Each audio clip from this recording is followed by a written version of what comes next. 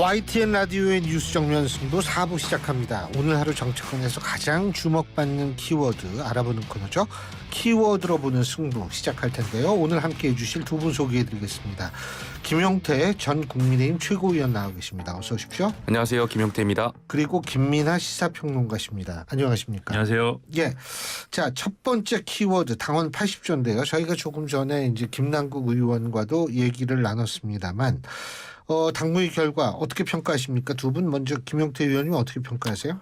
예상했던 대로 답정 너였던 것 같습니다. 민주당이 이 당원 80조를 적용할지 말지에 대해서 많은 국민들께서 아마 적용 예외로 할 거다라고 생각하고 계셨고, 그래서 좀 민주당에 좀 안타까운 마음이 있습니다. 그러니까 국민의힘과 이 민주당이 양당이 서로 지금 못하기 경쟁, 적대적 공생 관계에 있는 것 같은데, 그러니까 좀 혁신적인 모습을 보여드리고 했었어야 되지 않나. 그러니까 이재명 대표가 뭐 민주당 입장에서는 지금 뭐 정치 탄압이다 이런 주장을 하고 있는데, 아무리 그렇게 말씀을 한다고 하더라도 전 국민들께서 진정성을 알아주기가 어렵다라고 생각되고요.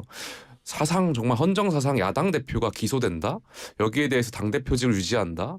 글쎄요. 저 당대표로서도 령이 안 쓸 거라고 생각되고요. 앞으로 이재명 대표가 무슨 말씀을 하든 국민들께 어떻게 그것이 메시지가 잘 전달될 수 있을까?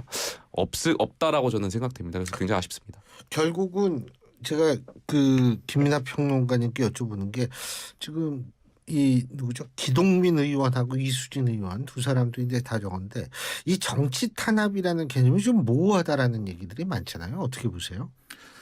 모호하죠. 그러니까 당원 80조라는 이 조항을 만든 취지는 이걸 왜 만들었겠습니까? 그러니까 그건 원래 없던 조항이잖아요. 이 정치 탄압이라는 건. 이거 수정할 때 들어간 거 아닙니까? 그렇죠. 근데 애초에 이제 당원 80조를 왜 만들었겠습니까? 이게 기소가 되면 무조건 그것은 죄가 있기 때문에 만들었겠습니까? 그게 아니라 일단 기소가 됐다라는 거에 대한 사실에 대해서 정치적인 책임을 지고, 그리고 책임을 지는 것과 별개로 예를 들어 법적으로 뭔가 무고하다든지 무죄라는 것이 밝혀지면 그러면 다시 명예가 회복되고 그때 다시 당직을 맡으면 된다, 뭐 이런 취지였던 거 아니겠습니까?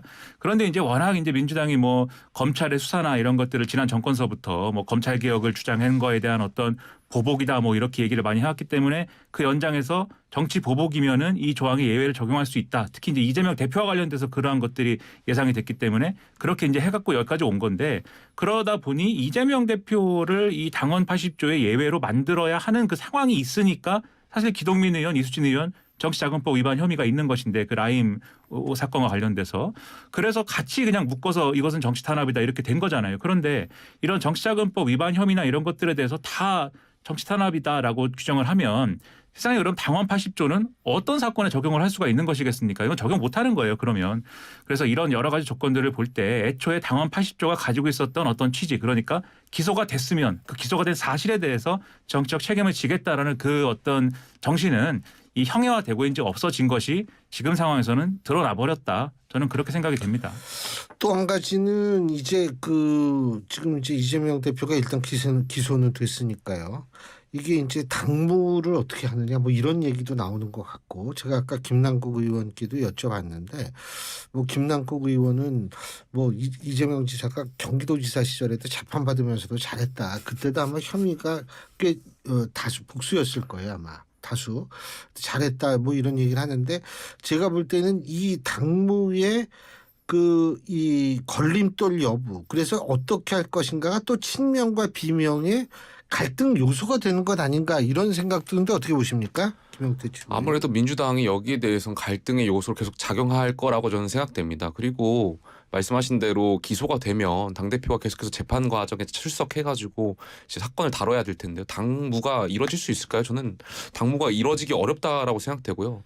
많은 법조 출입하시는 분들하고 이야기하더라도 앞으로 계속해서 불러가지고 재판을 하는데 뭐 재판 과정 중에 뭐 공천하실 것도 아니고 어떻게 당무를 하실지 거기에 대한 좀 생각도 해봐야 된다 생각되고요.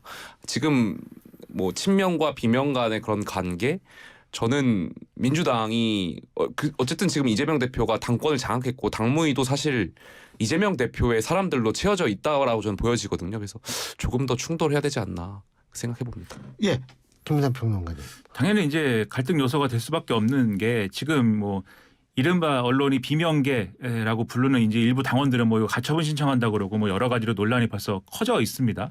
국회의원들, 그러니까 당내에 이제 뭐 좀 이렇게 모여 있는 조직, 국회의원 조직들 수준에서는 어쨌든 이번에 이재명 대표의 직은 유지하는 게 필요하다라는 게 대략적인 어떤 합의의 프로세스에 있다 하더라도 그렇다 하더라도 이제 일각에서는 어쨌든 이런 걸 갖고 문제 제기를 하고 어떤 불씨가 계속 남아서 가는 거기 때문에 충돌할 수밖에 없는 상황으로 계속 이제 총선 전까지 갈 건데 문제는 이 모든 게 어쨌든 정치지 않습니까? 어쨌든 정당이 하는 일이니까 이 모든 게 정치고 그 어떤 정치라는 것을 통해서 국회의원들, 정치인들이 기대할 수 있는 효과라는 거는 국민들이 이걸 어떻게 볼 것이냐 그리고 이걸 어떻게 이해할 것이냐에 대해서 그 나름의 자기들의 어떤 그림을 보여주는 게 필요한 거거든요. 그러면 지금 정말 민주당이 이 자기 머리 못 깎는 어떤 그런 사람들이다라고 해서 이재명 대표의 직을 내려놓고 재판에서 통해서 무죄를 확인받고 대권주자로서 돌아오고 이런 것이 너무나 어렵다라고 하면은 이 직을 유지하는 것에 대한 어떤 정치적인 메시지가 뭐다. 이 정치적 그림이 뭐다. 이런 것들을 국민들이 이해할 수 있도록 해줘야 됩니다. 근데 그게 아니라 예를 들면 과거에는 이제 정치라는 게 승부수를 던지는 어떤 승부사의 정치가 굉장히 필요한 것처럼 다들 얘기를 했습니다. 그런 시절이 있었어요.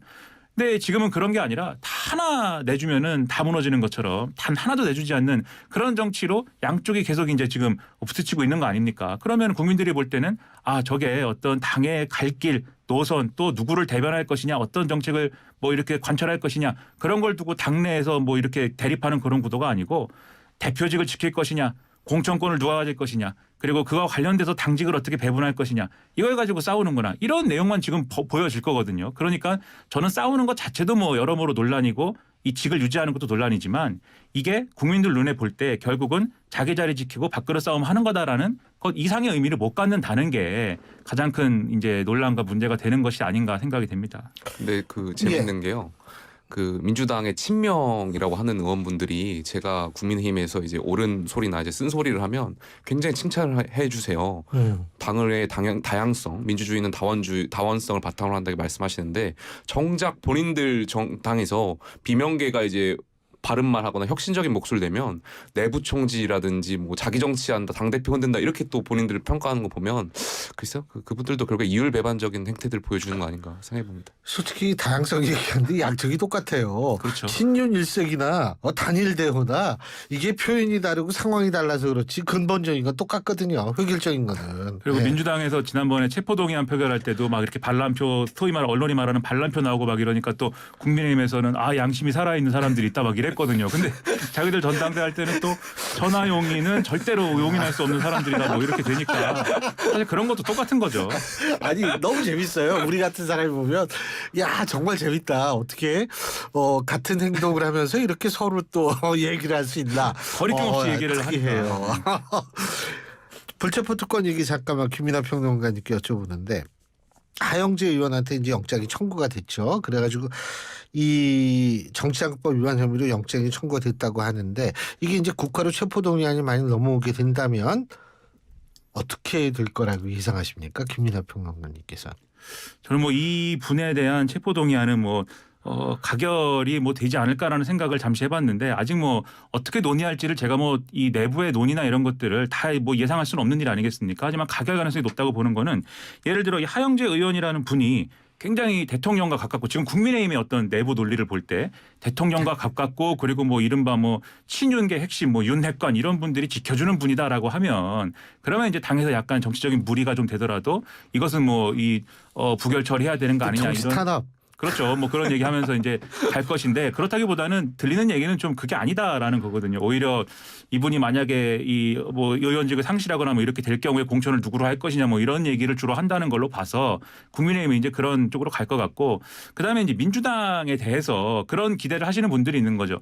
이재명 대표에 대한 체포동의안이 이제 이게 부당하다라고 주장을 했기 때문에 이런 분들의 경우에는 또 마찬가지로 우리 국회의원들에 대한 검찰의 정치 탄압이다 이런 것들을 똑같이 적용하려면 이번에 대해서는 또 부결시켜줘야 되는 거 아니냐 이런 얘기들도 있지만 이거는 자기 당이 아니고 상대당에 대한 것이기 때문에 그렇게 투표하기는 어렵다고 보고 다만 어쨌든 자유투표니까 여러 가지 변수는 있겠습니다만 네. 이런 양당의 논리를 가지고 생각을 해보면 결국 가결되는 것이 좀 더 유력하지 않을까 저는 그렇게 생각이 됩니다.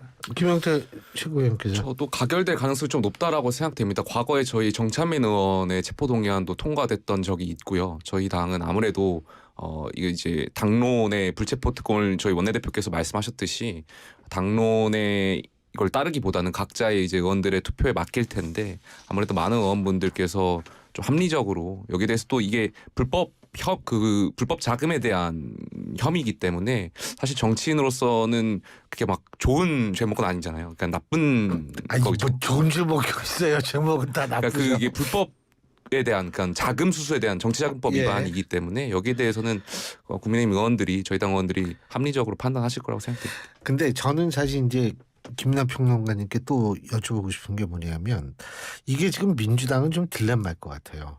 이게 가결이 되면 가결이 되는 대로 이게 야 이것도 옛날 얘기 꺼내봐서 우리가 역풍하는 거 아니냐. 부결이 되면 부결이 된 대로 국민의힘이 이렇게 얘기할 수 있는 거 아니에요? 아 우린 모두 이거 다 찬성했는데 이거 부결이 된 건 이건 민주당이 방탄을 위해서 또 부결시켰다 막 이런 논리. 왜냐하면 이게 비밀 투표니까 이거 뭐 어떻게 알 수도 없는 거고. 어떻게 보세요, 김민하 평론가님은? 그렇죠. 그래서 이 관점을 이 하영재 의원의 시각으로 옮겨보면 좀 이분은 좀 제가 약간 비꼬자면 약간 딱한 처지죠. 본인의 어떤 체포동의안 가결과 부결 여부가 본인의 혐의에 대한 내용이 아니고 이것을 양당이 어떻게 써먹을까 뭐 이런 얘기가 되는 거지 않습니까? 그래서 국민의힘 같은 경우는 이분을 체포동의안을 가결시켜 놓고 자 우리는 우리 소속 의원은 죄가 있는 것이라고 생각이 되면 무조건 다 가결 이렇게 시킨다. 우리는 불체포 특권 이렇게 내려놓는 실질적인 행동에 나서는데 민주당은 뭐냐 맨날 이재명 대표 방탄만 하는 거 아니냐 이렇게 역공을 펼 것이고 민주당 입장에서 지금 말씀하신 것처럼 뭐 여러 가지 생각 끝에 만약에 이걸 부결시킨다라고 하면 또 비슷한 얘기 하는 거죠. 이재명 대표를 지키려고 어떻게 이거까지 감싸느냐 뭐 이렇게 가는 거니까 이렇게 해도 저렇게 해도 힘들 것 같아요. 그렇죠. 이분의 혐의와는 별개로 이 체포동의안 가결과 부결의 의미는 결국은 민주당이 불체포 특권을 내려놓는 겁니까로 이 방점이 찍히는 것이기 때문에 그래서 이제 좀 혼란스러운데 그런 역으로 생각해서 이런 논란은 계속 있는 거거든요. 그러면 민주당 입장에서 오히려 이런 논란 이전에 선제적으로 이 불체포 특권에 대한 명확한 자기 입장을 가지고 이런 사안들에 대해 접근해 왔다면 그러면 나름대로 할 말이 있을 텐데 예를 들어서 정의당 같은 경우에는 무슨 여러 가지 뭐 정치 탄압이고 뭐 여러 정치적 맥락이고 일관되죠. 그렇죠. 우리는 그냥 불체포 특권을 내려놔야 되니까 다 찬성이라고 한다라고 하니까 다른 정치 세력들이 할 말이 없어지지 않습니까? 그러니까 꼭 이런 표결의 행태가 아니더라도 해도 당의 입장을 가지고 이제 대응을 하는 그런 게 있어야 되는데 그런 게 없다 보니까 사실은 이런 어떤 혐의를 가지고 각자 유리한 대로만 이용하는 정치만 남아서 국민들 보기에는 뭐 안타까운 일인 것이죠. 평론가님 김영준 말씀에 일견 동의되는 부분이 있는데요. 그러니까 지난번에 민주당 민주연구원인가요? 압수수색을 받았을 당시에 저희 국민의힘의 의원들이 이런 말씀하신 적이 있어요. 우리 하영재 의원도 압수수색 당했다. 국회의원 회관을 압수수색했다. 그러니까 검찰이 정치 검찰이 아니라 양당에 혐의가 있으면 똑같은 잣대를 들이대고 있는 거다라고 말씀하셨던 의원들 굉장히 많았던 것 같아서 저는 평론가님 의견에 좀 일부 동의합니다.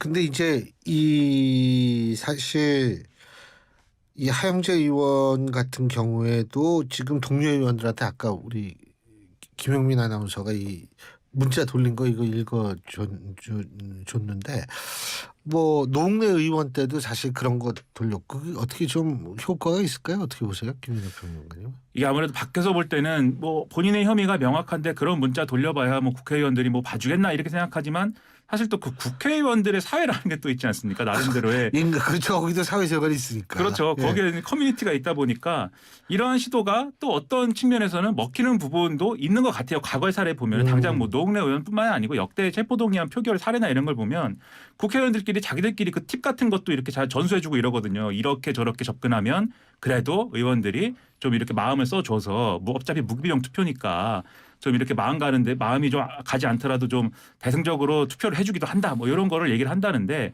근데 앞서 말씀드렸듯이 이 체포동의안 표결 처리의 문제는 이미 정치적인 프레임이 걸려 있다는 게 제가 볼 때는 문제입니다. 그래서 문자가 별 효력이 없을 수도 있다. 제 생각에는 기대한 만큼의 효과는 아니지 않을까. 주호영 원내대표가 이미 불체포 특권 포기는 사실상 당론이다 뭐 이렇게까지 얘기를 한다는데 이런 문자로 딱 하니까 이 무기명 투표니까 좀 부결로 하는 걸로 한번 투표를 해주자 뭐 이런 마음은 그렇게 많이는 안 나오지 않을까 생각이 됩니다. 저는 사실 하영재 의원이 억울한 측면이 분명히 있을 수도 있죠. 우리가 알 수가 없으니까. 본인도 억울하다고 아까 그거 뭐 과대하게 된 것도 있다 뭐 이런 얘기를 했는데 그렇단 말이에요. 뭐 지금 여러 가지 논란이 있으니까 나 특권 포기하겠다. 나 영장실질심사 받겠다. 이렇게 하는 게 아주 정말 당당해 보이고 이럴 것 같다는 생각도 얼핏 드는데 어떻게 보세요? 하영재 의원 입장에서 말씀하시는 예. 거죠. 아무래도 저는 근데 그런 의원들은 보지 못했던 것 같습니다. 권성동 과거에도 의원이 포기했잖아요. 그때 한번 예. 있으셨고, 그러니까 저는 정말 떳떳하다면 말씀하신 대로 영장 실질 심사나 이런 것을 받으실 필요도 있다라고 생각되는데, 글쎄 하영재 의원이 아마 억울하신 부분도 있는 것 같아가지고 본인들께서 판단하시지 않았을까에 대한 생각이 있고요. 근데 한 가지 또 제가 말씀드리고 싶은 거는 그 문자를 돌리셨잖아요. 그 부분이 일견 저는 의원분들께 어느 정도 뭐 이렇게 호응은 있을 것 같습니다. 왜냐하면 하영재 의원이 받고 있는 의혹이 좋고 나쁘고를 떠나가지고 어쨌든 의원분들이 말씀하신 대로 하영재 의원이 윤핵관이 아니시잖아요. 지금 우리가 생각하는. 그러다 보니까 다른 윤핵관이 아닌 의원분들은 다음에는 우리가 수사의 대상에 올 수도 있다는 게 여당 의원들도 생각하시는 분들이 있거든요. 진짜 그래요? 그렇기 때문에 저는 이 문자라든지 이 내용들이 약간 하영재 의원의 그 의혹이 좋고 나쁨을 떠나서 좀 효과가 있진 않을까에 대한 생각이 있습니다. 그러니까 그런 맥락인 거죠. 이게 예. 여의도의 흉흉한 소문들이라는 게 항상 있지 않습니까? 그 여의도의 흉흉한 소문이라는 거는 우리 이제 김용태 전 최고가 비록 뭐 낙선했습니다마는 그 전당대회 즈음부터 계속 나오는 얘기는 대통령이 어쨌든 나름대로의 이 공천을 하고 싶은 사람의 명단이 있는 것이고 그 사람들을 국회에 진입시키기 위해서는 뭐 비례대표로 뭐 이렇게 들여보내는 방법도 있겠지만 어떤 지역구에서는 어쨌든 누군가 현역 의원이 비켜줘야 될 거 아니냐 뭐 이런 막 얘기들이 있었잖아요. 그런데 그 현역 의원도 자기 그 먹고 살 일인데 그것을 그냥 내놓겠느냐. 만약에 그것을 내놓지 않으면은 어떤 수단이 동원되는 거냐. 이러면 이제 흔히 뭐 나오는 여러 가지 음모론들이 있지 않습니까? 그런 음모론들이 여의도라는 자기 일이 되면 그런 음모론들도 이렇게 허투루 들리지 않는 것이죠. 혹시 내가 정치 탄압을 당해서 압수수색을 막 당해가지고 이런 수사의 대상이 되면은 그것 때문에 내가 의원 이 선거 출마를 못하게 되고 공천을 못 받고 그 자리를 예를 들면은 대통령이 정말 보내고 싶은 어떤 그런 사람을 보내는 뭐 그런 게 작동하는 거 아니야? 이런 생각들을 하기 때문에 그런 데서는 마음이 흔들릴 수도 있다. 이제 김영태 전 최고는 그렇게 보시는 것 같습니다. 자, 한 가지만 더 간단하게 여쭤볼게요. 지금 방송법 개정안을 민주당이 본회의에 직회부했는데 직회부가 이번이 3번이거든요. 양곡관리법, 간호법. 자, 김영태 최고위원님 간단하게 어떻게 보셨습니까? 저는 이 절차라는 것이 있는데 이 민주당 계속해서 이 대화 타협의 어떤 절차를 계속 무시하는 것 같아서 안타까운 생각이 있습니다. 그러니까 지금 법사위에서 굉장히 그 계류 중이고 이야기하고 있는 와중에 글쎄 약간 이 양당 굉장히 첨예하게 대립하고 있는 법안에 대해서는 오히려 절차를 더 100%더 지켜가지고 시간이 걸리더라도 좀 합의하는 모습을 보여주는 것이 더 좋지 않을까. 알겠습니다. 김민하 평론가님. 이것도 결국은 정치적 문제예요. 밀어붙일 거면 밀어붙이는 것이 왜 정당한지에 대해서 국민들이 공감하고 설득할 수 있는 그런 법안을 그런 내용의 정치 캠페인으로 정당화시키는 과정이 있어야 되는데 그건 없고 그냥 의석수로 밀어붙이면 그러면은 그 명분이라는 것을 설득하지 못했기 때문에 나중에 대통령이 거부권 행사해도 그건 또 이 대통령과 여당 입장에서는 그게 정당하다고 주장하는 근거가 되는 거거든요. 이러면서 서로 또 나름대로의 적대적 공생을 하고 있는 거 아니냐라는 생각도 저는 좀 듭니다. 예, 뭐 어쨌든 이게 사실 국회는 우리가 다수제가 아니라 합의제로 운영이 돼야 될 장소인데 이 민주당이 이 다수제로 운영을 하려고 하는 듯해서 좀 그런 게 굉장히 안타깝게 보일 때도 있습니다. 오늘 두 분 말씀 여기까지 듣죠. 고맙습니다. 감사합니다. 예, 지금까지 김민하 시사평론가, 김용태 전 국민의힘 최고위원 두 분과 함께했습니다.